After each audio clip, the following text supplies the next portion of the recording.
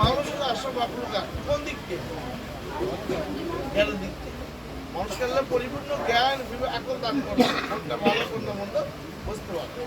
এই জন্য সমস্ত উপস্থিতি আমরা একসময় সবাই শুনেছিলাম আমাদের পিতা মাতা আমাদেরকে করে খাইয়ে লালন পালন করছে। এখন যুবক হয়েছি আমাদের পিতা মাতা কিন্তু বার্ধক্যের দিকে যাচ্ছে, ঠিক না?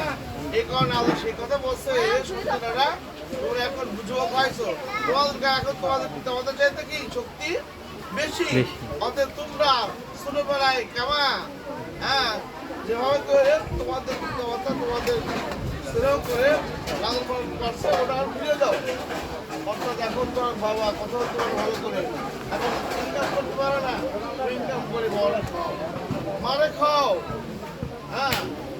কিন্তু আমরা সন্তানেরা অনেকেই এগুলো শিখে রাখে, কিন্তু পিতা মাতা কিন্তু সবাই এগুলো শিখিয়েছে বলে আমাদেরকে লালন পালন করছে।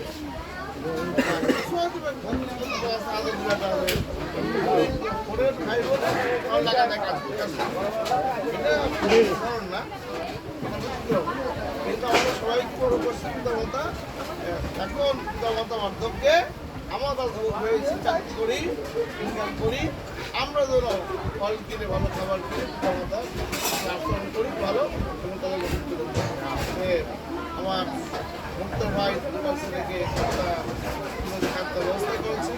আমরা তাদের সম্মান দোয়া করে যাবো। আল্লাহ তাআলা যেন সমস্ত প্রকার ভালোবাসার থেকে সম্মানকে রক্ষা করে মানুষের মতো মানুষ হয়ে পিতা মাতার এই ভাবগুলো যেন তারা আদায় করতে পারে। তারা